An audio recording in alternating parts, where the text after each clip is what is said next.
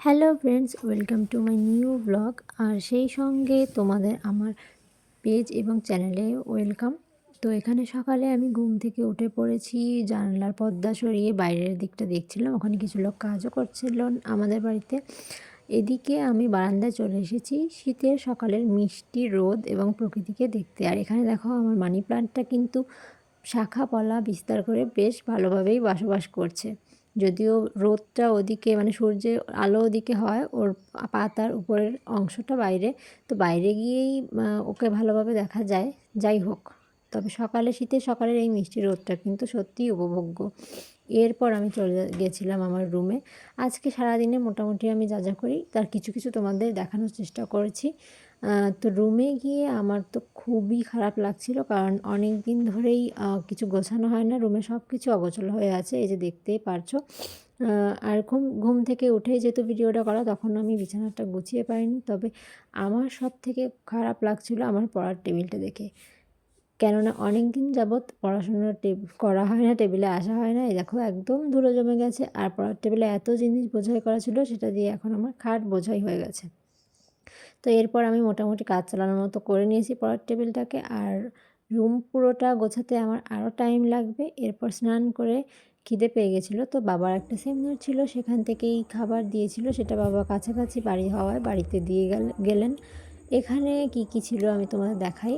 প্রথমে ছিল একটা মিনারেল ওয়াটার যেমন থাকে, এরপর ছিল একটা কোল্ড ড্রিঙ্কস আর একটা বিরিয়ানির প্যাকেট। তো বিরিয়ানির দোকানটা প্যাকেট দেখে আমি বুঝেছি যে এটা অচেনা দোকান। আমাদের এলাকায় আমাদের এলাকায় কোথাও আছে, তবে এটা আমার একদমই অচেনা। তো ভাবছিলাম চিকেন বিরিয়ানি থাকবে না মাটন বিরিয়ানি থাকবে, তার থেকেও বড় কনসার্ন ছিল যে টেস্ট কেমন হবে। চলো প্যাকেটটা খুলে দেখে নিই। একদম লাল টুকটুকে প্যাকেটে কিন্তু বিরিয়ানি চলে এসেছে। ভিতরে একটু দেখে মনে হচ্ছে যে মাটনই আছে। হ্যাঁ, মাটনই ছিল। উপরটা একটুখানি মাংসটা এখানে ওভারকুক হয়ে গেছে, তবে পুরো পিসটা কিন্তু ভালোই ছিল আর বেশ বড়ও ছিল। সঙ্গে ডিমও ছিল, আর এখানে চিনি গুঁড়ো চালের রাইস রয়েছে, স্যালাডও আছে, তোমরা দেখতেই পারছো। তো আমি প্লেটে নিয়ে নিচ্ছিলাম। তবে এক্সপেকটেশন ওয়াইজ আমার কিন্তু বিরিয়ানিটা যথেষ্ট ভালো লেগেছে।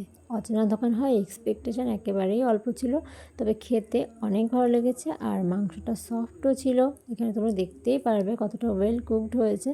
আর মাটনটা কিন্তু একদম রেয়াজি মাটন ছিল, তাই খেতে প্রচণ্ড ভালো লেগেছে।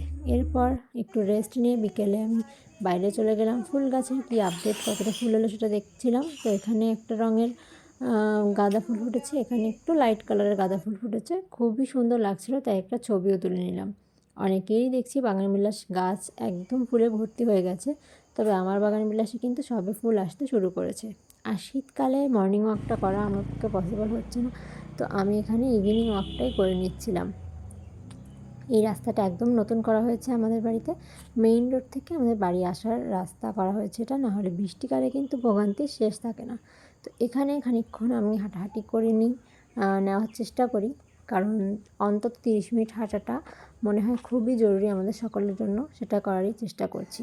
তো হাঁটাহাঁটি শেষ, এই যে সন্ধে নেমে এসেছে, সূর্য কিন্তু অলরেডি ডুবে গিয়েছে। তো সূর্যাস্তের পরে প্রকৃতিটাকে আরও সুন্দর লাগছিল।